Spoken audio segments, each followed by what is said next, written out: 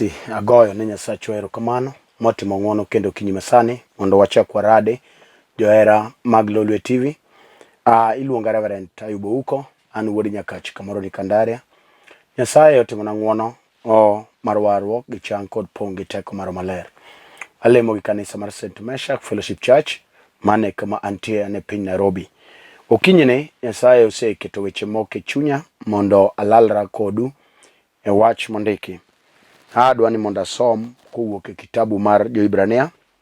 Abiro somo e kitabu mar Jo-Hibrania apar matindo 31. Jo-Hibrania apar matindo 31. Muma wacho niya: En gima lich miwuoro lwar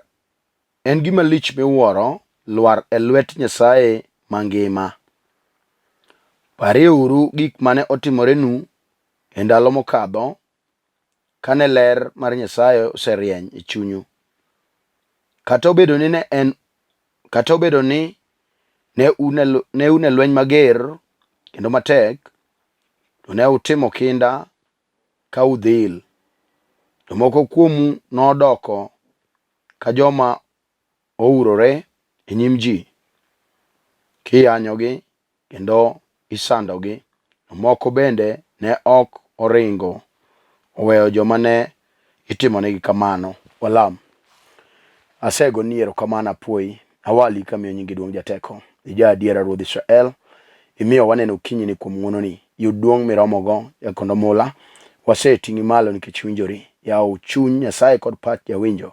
Kawuono ni gokinyi be wach ni Nyasaye miseketo chunya.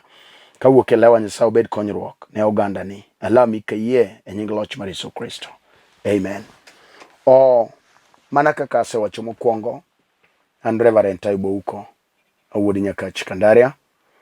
Nyasaye otima mondo abed tung' okinyini mondo walalre kodi janeno ma jahera mar Lolwe TV. Wach ma Ruoth kete chunya en lwar e lwet Nyasaye Mangima. Wach nyamadwa na wuoye kodi dakika manok. Muma wacho ni en gima lich miwuoro lwar e lwet Nyasaye Mangima. Mane wach madwa na wuoye kodi. Nyadi mang'eny ji osepenjore weche mang'eny ahinya. Wan gi nyiseche eka wan gi Nyasaye.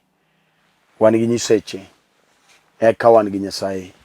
Ndo e kinde machon, kinde muma, ne yudore ni oganda Israel wigi ne wil nikech ne giwuotho gi Nyasach Musa, Nyasaye ma Musa mong'eyo tekone. Kata obedo ni jo-Israel ne neno gik ma Nyasach Musa ne timo, to wachno ne ok tund kodgi e ng'eyo hie loch ma Nyasaye ne nigo. Ne gin oganda ma wigi ne wil tok neno ono, to ka giwuotho manok to wigi ne wil. To wan gi Nyasaye ma ng'ato nyalo loso Nyasache. Openjre ne ang'eyo Nyasaye manowara mosego koda okang' nyaka kama tundene wang' Jakobo owuoye thim kodhi ka Laban ner mare. To wacho ni nyaka kama tundene Nyasaye emosechopo koda. Nochako kanyo ni Ebeneza. Oketo kidi kanyo Mizpa.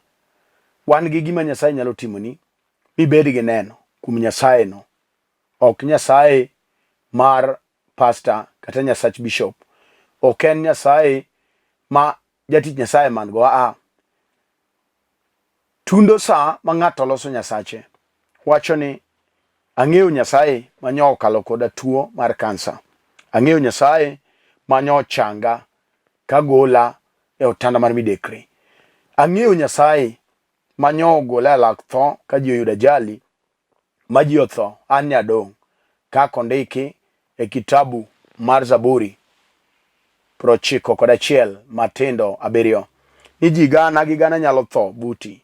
Adier, ji gana gi gana nyalo tho, to in gima nyalo timi onge.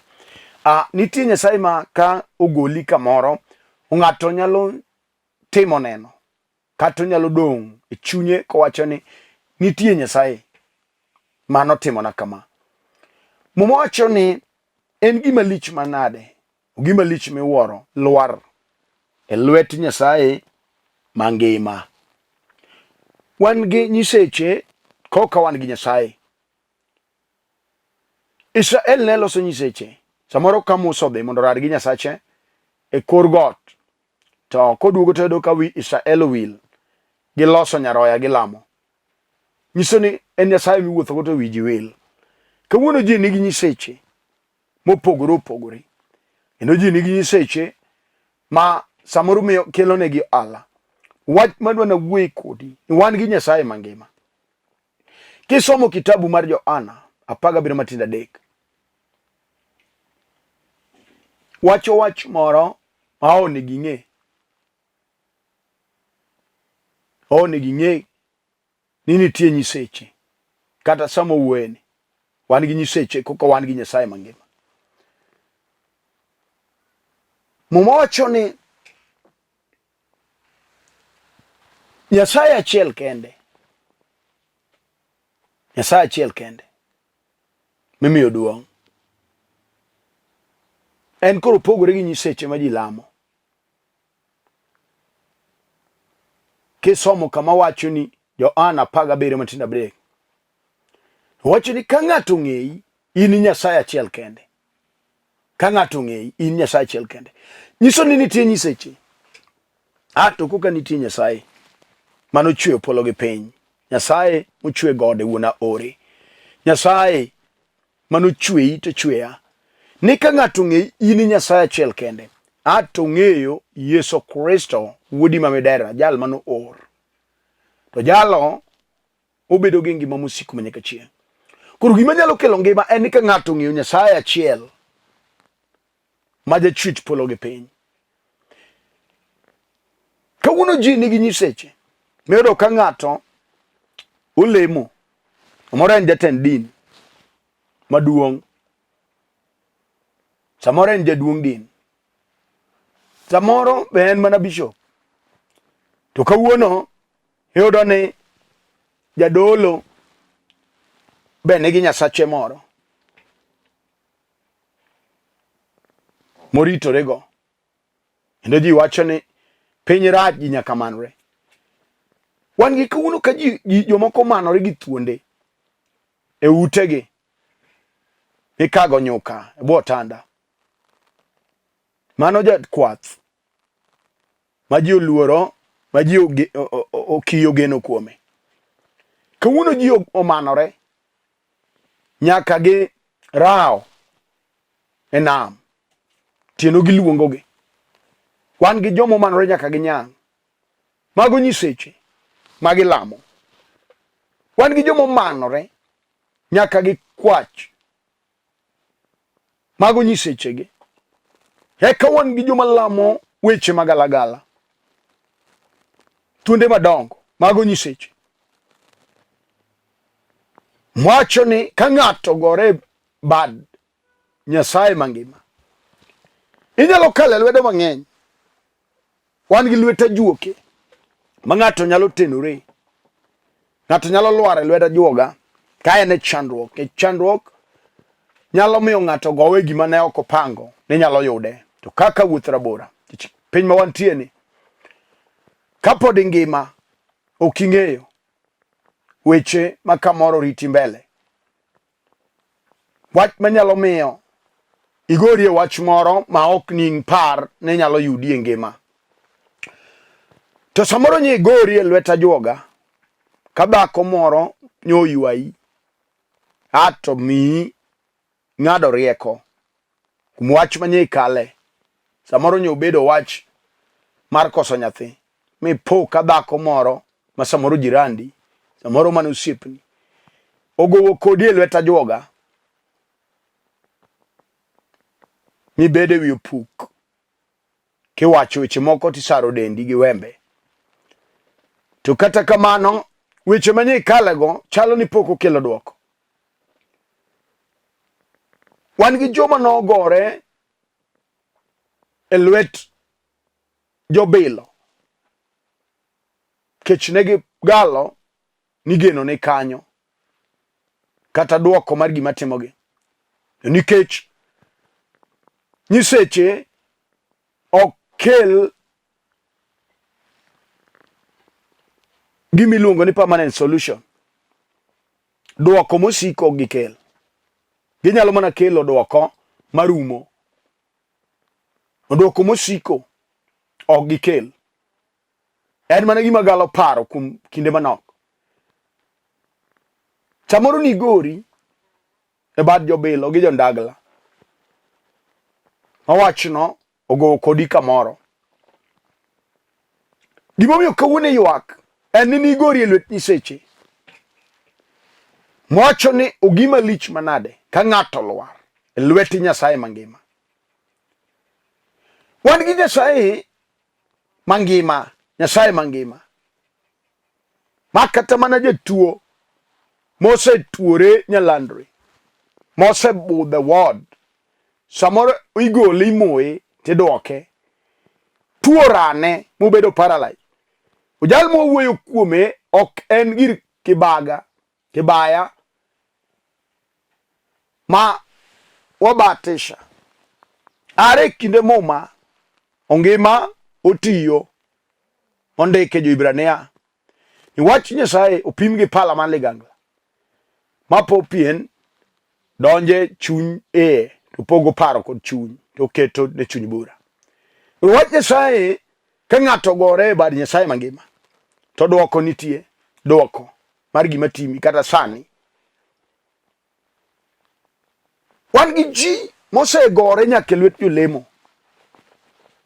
mogalo ni koro yude. Kawuono ni oywago dayo kech lwedo manogore nogore lwedo marach. Wan gi mon manogore e lwet wakora manowuonde moro nonyuome. Toke ne en ywak gi muodo lak. Wan gi chuo bende manogore e lwedo marach mag mon magalagala. Kawuono ne gi ywak. To kawuono gokinyi mwacho ni ogima lich manade ka ng'ato olwar e lwet Nyasaye mangima. Ogima lich miwuoro. Gima sando ji en ni ji odagi ok gidwa lwar e lwet Nyasaye. Ng'ato yie mondo lwar e lwet japesa. Oneno ni kolwar e lwet japesa to mano nyalo kelo geno mar chunye.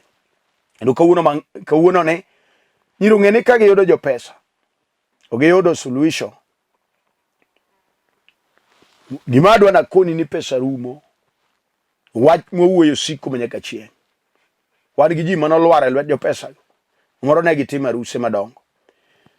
Bang' dweche 6 arus nokethore. Ng'ato ka ng'ato chomo yore. Wan gi lwedo makilware lwet Nyasaye mangima.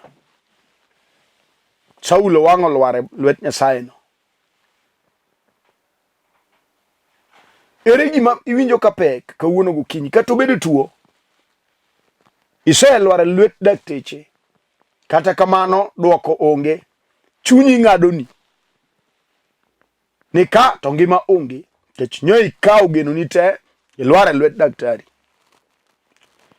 Mwacho no gima lich miwuoro. Ogima lich miwuoro. Ka ng'ato lwar e lwet Nyasaye mangima. Samoro isebedo kilwar e lwet joma wuondi. Machamo pesani. Gikel duoko mar gima timi. Wan gi Nyasaye mangima. Nyasaye mangima. Elija wang'o wuoyo. Inyara mag Miriam magbalo. Nyiso ni chiu Nyasachuno. Samoro odhi wuoth. Ritura rita. Nitie Nyasaye mangima. Maka ng'ato lware bade. Kata no owegi mabor. Kichwan gi joma nowe mabor. Eka wan gi joma wasigu nokawo kifungu mar ngimagi mopando e piny kaburini. thuonde kod thomoni wuothe koparo kuma kifungu wasigu no kete to gino miye luoro inok onyal dhi ma om. To wan gi lwedo mar chuma mondiki ni bad Ruoth Nyasaye ok chiek. Bad Ruoth Nyasaye ok chiek manyalo tame resowa. Koro wan gi lwedo manyalo gamo gima nodhi mabor mageno noserume. Wach ni ka ng'ane to kane ka geno moro nyalo duogi. To kawuono kinyi wan gi lwedo mar Nyasaye mangima. Lwet Nyasaye mangima. Ok nyiseche. Manyalo kolo dala piny kama ne entie e kwamo kod jela ma Nyasaye yar thuonde gi thomoni mawuodh kifungu mar dala mageno duogi. Kato bed dichuo ma wasigu nomako matek kit nolwar e lwedo mar kong'o. Wan gi chuo manolwar e lwet kong'o ma kong'o rano gi miwuoro gi morondo gi. Ber madene kume onge. Samoro jal mosomo nyo chalo taya mar dala kata mar rangach manyo entie. Samuoyo kinyne kech nogore lwet kong'o. Lwedo no serunde geno dhi ka rumo mar dala kech neno adier kochomo isiol piny jomotho. Kanyo geno onge kata odong ni pod inene to gene ma onge kuome kech ang'o nogore lwedo marach. Wan gi chuo makawuono ywago dayo kendo nyirenge magi aye ywak duong' kech negi gore e lwet jo Illuminati. Moko no ogore e devil worshiping. Kaka giwuogi tek samoro ne gidwaro mwandu. Wawuo kodi. Umawachonu gima lich miwuoro ka ng'ato gore e bad Nyasaye mangima. Ka ng'ato gore. Okinyi mang'i tim yiero. Wach na dier lwedo masegora osekelo na chandruok. Tawinjo kiwuoyo koda gokinyi kech wach Nyasaye en ono. Wach Nyasaye nyalo loko gima umbe lach mosedhi gaming'a ka ng'ato gore bad Nyasaye mangima. Ng'ato nyalo neno adier loch gi teko mar bade. Mano kata ni gori dhako e lwet kisoni kech wan jok manogore e lwet kisoni chamo ne nyithindo. En konyuol to nyathi tho ogore e lwedo marach mar kisoni. Kata ni gori e lwet majini mamadho remo oywa remo tieno. Mane gima wasigu dwaro. Igori e lwet majinde. Kata obed majini alata kata en majini jajabal. Kata obed majini makata en ochamo remo kata obed majini mamiwuota mar nam. Mwacho ni ugima lich miwuoro. Ugima lich miwuoro. Ka dhako kata dichuo kata kijana matin matemo amalo to wasigo dagi ogore lwet Nyasaye mangima. Lwet Nyasaye mangima. Anda semi kama duoko yudore kech weche mathurwa ka dhano setemo duoko onge poko yudi. Mwachonu gima lich manade kawuono ka ng'ato gore lwet Nyasaye mangima. Wan gi nyiseche matho ka wan gi Nyasaye musiko manyaka chieng'. Wuon warruok jal manowalo Yesu ja Nazareth.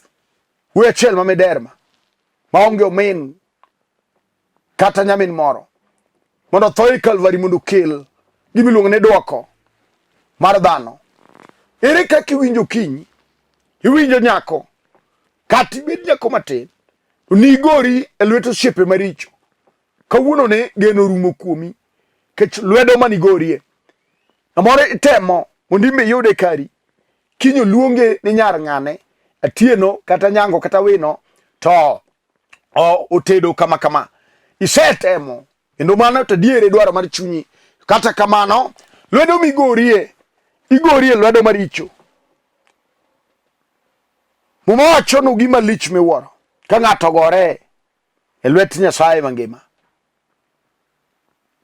Ka ng'ato gore e lwet Nyasaye mangima Kata nye kare chalo ka gima didimia muruchi. Mageno lal. Samore neno tho. Ke tuo nyogore kuome. Ineno jal maonge geno. To wach miwuoye. Wach ni ono. Wach ni nigi teko. Wach ni chuo gimono setime neno. Wach ni nigi duoko. Wach miwuoye. Ka ng'ato gore e lwet Nyasaye Mangima. Ogima lich miwuoro. Chunyi nyalo ng'ado bura. Kata njaga isemadho kijana michalo jalma rangacho ngogo oko. Kawuni nyalo doki pachi. Wach ni wach miwuoye. Awinjo wach miwuoye. Kech adier lwedo managora ose sanda. Lwedo. Wan gi lwedo maricho manyalo sando ng'ato kogore. Wan gi lwete juoke. Dala moro nogore lwete juoke. Ajuogo se sando dala no muthiro. O dala mopong'o liete. Ma kiwuothe, tiwuothe wi liete. Eka joma nok manodong' be ong'ade chunygi. Kech dala ni e lwedo marach. Mara juoga ging'ado ni koro onge dok. We wadhi wang'iew lo kamoro wagedi. Wakoni. Ok inyalo ringo Satan. Satan ok diringi. Kech en kuonde te. Wach mone ging'e no gima lich miwuoro. Wan gi gima ajuoga yuane birek madog ne chien. Wan gi gima jobilo nyalo mako ni birek mawach ni mato tamoa. Wan gi gima majini nyalo chung' ne gi chien. Kech oremo magalagala ka ng'ato gore lwet Nyasaye Mangima. Kati manye kiyo jal mogore lwet Nyasaye Mangima. En ok yude. Gimomiyo ok yude ogore lwet Nyasaye.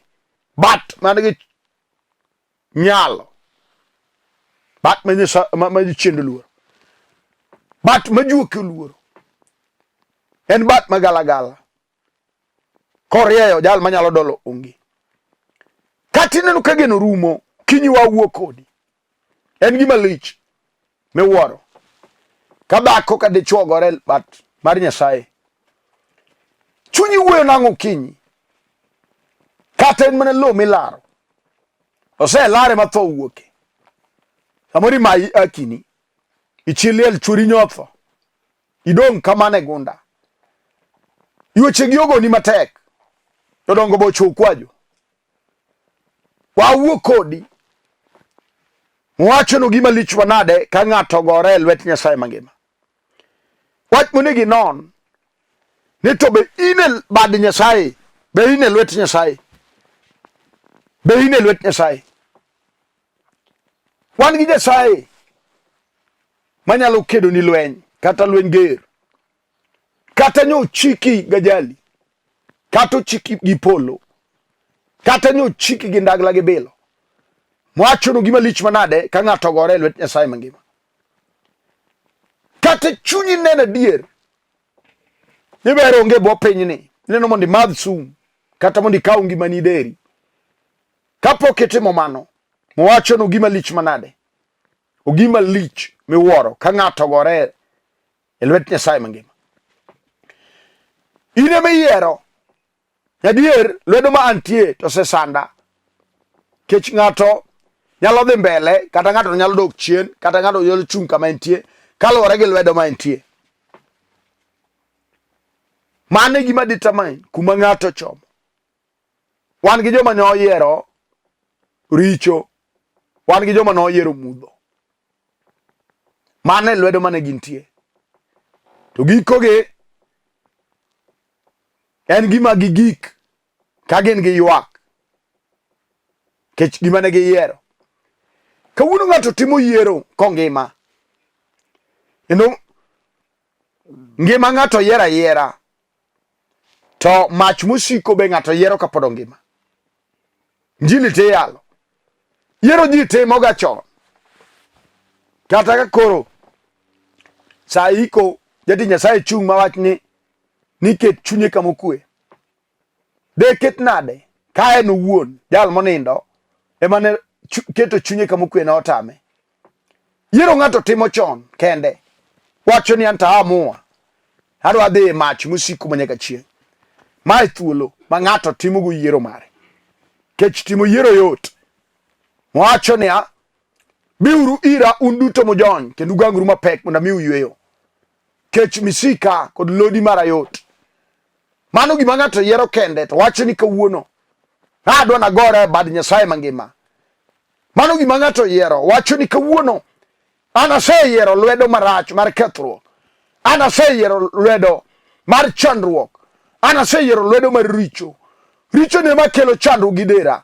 Ka ng'ato chunye owalo wacho ni adwa bedo Lwet Nyasaye Mangima. Ok nyiseche mosewuonda. Ok nyiseche mosekethona seche. Ok nyiseche mosechamo mwanduna. Adwa na agora bad Nyasaye Mangima. Ogima lich manade.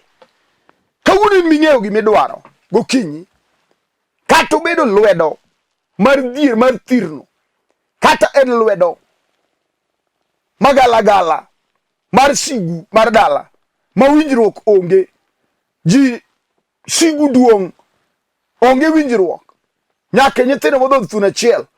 Muma wacho niya. Ogima lich miwuoro. Ka ng'ato gore e bad Nyasaye Mangima. Ino monego iyier gokinyi. Dhako kata weche tek. Kata dichuo ringo. Mad Nyasaye Mangima. Mabade tek musiko. Gori e bad Nyasaye. Mapokolo manyaka nini. Israel wang'o nene. Ka weche pek. Nyasaye manegi yiero. Gineno koloso yo e nam. Kata wasigu ne biro. Kech negi yiero bat Mangima. Nyasaye no kalo kodgi. Nyasaye miwuoyo kuome no nyalo kalo kodi. Kata mana in. Weche matek. Manineno kok nyalre. Nyasaye nyalo. Ka ng'ato gore e bad Nyasaye Mangima no. Inyalo neno ng'uono. Inyalo neno kech. Inyalo neno chang. Inyalo neno ka gik ma onge chako timore. Kech ine bat man gi teko. Ine bat man gi nyalo. Ine bad Nyasaye Mangima. Ogima lich miwuoro. Ere wach miwinjo ka pek. Adwa na lam kodi kama intie. Kata obedo wach matek. Kata yore molorore. Itemo mato machielo lorore. Kata skul fee maonge ne nyithindo. Wan e bad Nyasaye Mangima. Nyasaye mapokolo manyaka nini.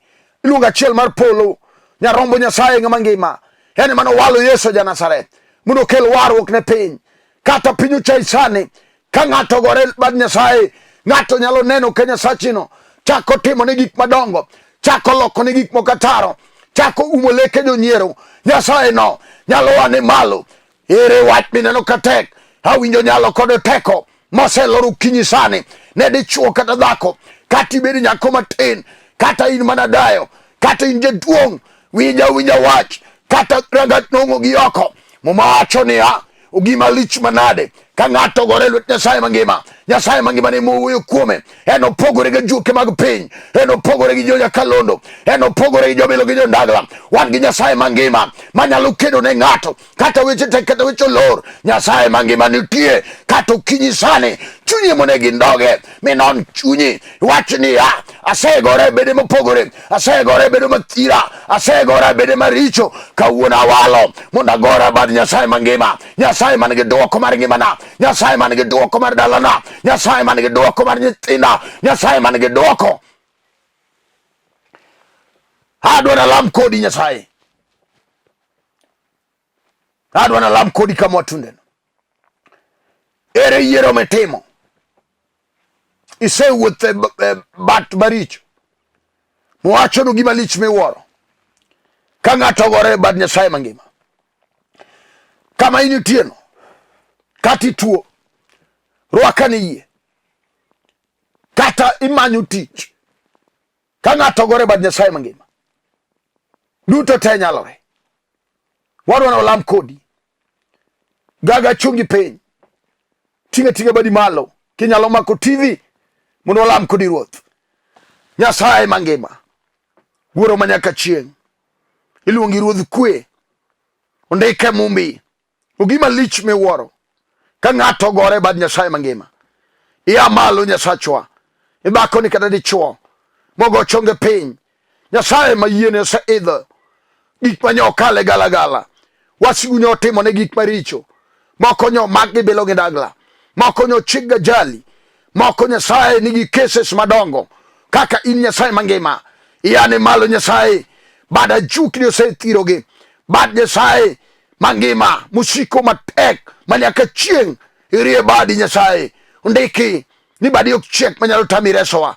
Res ne tuoni Nyasaye. Mane kitana mari midekreni. Ane malo Nyasaye kimie chang. Kokalo kumoteko. Mare mwudi Yesu Kristo. Ane dala ni malo. Par nyako matin. Nyasaye madwaro ode. Ya malo Nyasaye. Nyaka ni jeduong. Maywago dala ne. Ipar dhako. Nyasaye mo shigo loro yore ne. Nyaka mo shigo tamo. Ni okonyal neno nyathi. Ane malo Nyasaye. Nyaka madwaro ode. Nyaka makuko Nyasaye. Ni kenyne. Timne ngwono sani. Kaka Nyasaye Mangima. Undiki no gima lich miwuoro. Ka ng'ato gore bad Nyasaye Mangima. Kata mana sani. Gise walo Nyasaye. Gidwa neni sani. Kuma teko mar nyalo mar ono. Asepui kawali kamiyo nyingi duong. Yu duong moshiko manyaka chieng. Kecha lami ke yie. E nying loch mar Yesu Kristo. Amen. Amen. An mana wuoyo kodu. Iluonga Reverend Ayub uko.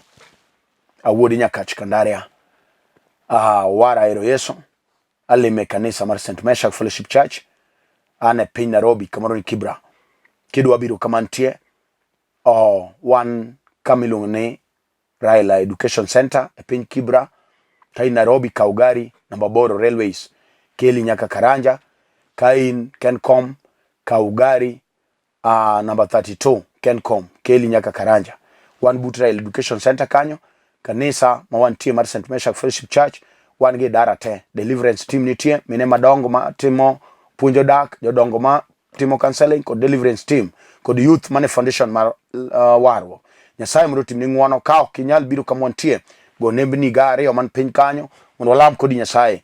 En gima lich miwuoro. Ka ng'ato gore bad Nyasaye Mangima. Kata mana in tem igori bad Nyasaye Mangima. Ibiro neno ka gik moko chako lokore. Kendo gik manyok nyalre. Ibiro neno ka chako nyalore. Nyasaye mondo timni ngwono. Nyasaye mondo gwedhwa duto. Nyasaye mondo par kanisni wateka moro mama gintie. E piny Nyakach Bungu.